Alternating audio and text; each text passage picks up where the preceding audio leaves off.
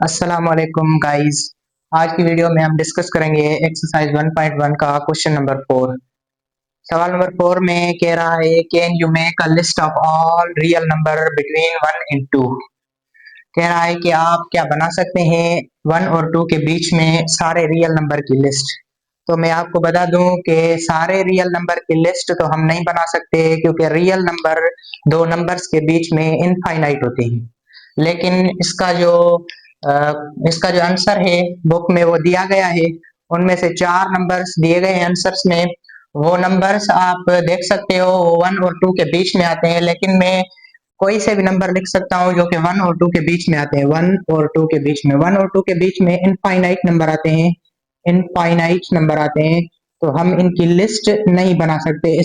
इस क्वेश्चन का जो आंसर होगा कि we can not make a list of all real number between 1 and 2, क्योंकि 1 और 2 के बीच में इनफाइनाइट रियल नंबर होते हैं, इनफाइनाइट रियल नंबर।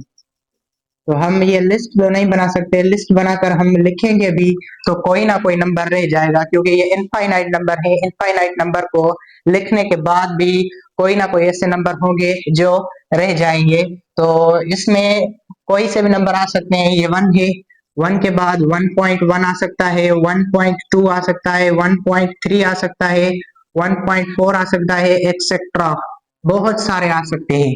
तो जो आंसर्स में दी गई है बात के 4 नंबर, तो वो गलत है, क्योंकि 4 नंबर नहीं होंगे, इनफाइनाइट नंबर होंगे। तो आप कोई भी नंबर इसके बीच में लिख सकते हैं, इसमें कोई मसला नहीं होना चाहिए, क्योंकि इनफाइनाइट नंबर है तो इनफाइनाइट नंबर को हम लिस्ट बनाकर नहीं लिख सकते। अब जो दूसरा हमारा सवाल है, सवाल नंबर 5, वो क्या कहता है कि give reason why pi is an irrational number. कह रहा है कि आप बताएं कि कौन सा रीजन है, मतलब कि ये बताना है हमें कि पाई क्यों एक इरेशनल नंबर है। ये हमें बताना है कि पाई इरेशनल नंबर है तो सही, हम मान लेते हैं कि पाई इरेशनल नंबर है, लेकिन ये इरेशनल नंबर क्यों है, इसकी रीजन हमें देनी है। इसके बारे में हमें बताना है कि ये क्यों एक इरेशनल नंबर है। रेशनल नहीं, इरेशनल नंबर है। क्यों एक इरेशनल नंबर है, इसे हम रेशनल नंबर क्यों नहीं कहते, इरेशनल नंबर क्यों कह रहे हैं। इरेशनल नंबर इसलिए कह रहे हैं कि मैंने पहली वीडियो में आपको बताया था कि जो भी non terminating and non repeating होते हैं, non terminating and non repeating, वो सारे के सारे नंबर इरेशनल कहलाए जाते हैं। Non terminating and non recurring, non recurring, non terminating and non recurring, वो सारे के सारे नंबर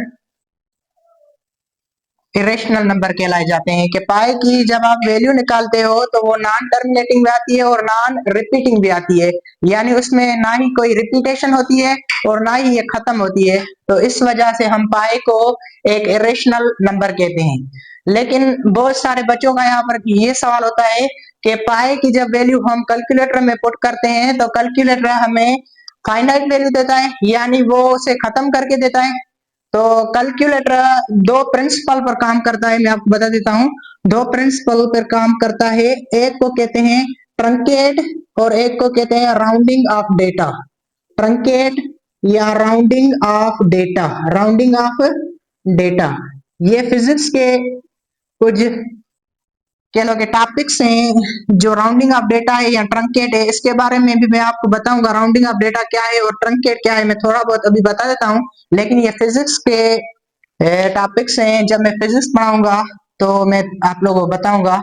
वैसे तो फिजिक्स भी मुझे बहुत अच्छी आती है, लेकिन फिलहाल के तौर पे मैं आपको बता देता हूँ कि ट्रंकेट हम किसे कहते हैं। फॉर एग्जांपल पाई की वैल्यू मैं सपोज कर लेता हूँ कि 3.141567 8 अप टू चल रही है। तो ये क्या करता है, ट्रंकेट में क्या किया जाता है कि नंबर्स को खत्म कर दिया जाता है। फॉर एग्जांपल मैं इसे 6 पर रोकना चाहता हूं तो मैं 8 को सिंपली काट दूंगा, सिंपली क्या कर दूंगा, काट दूंगा, कोई और काम नहीं करूंगा। इसे कहते हैं ट्रंकेट।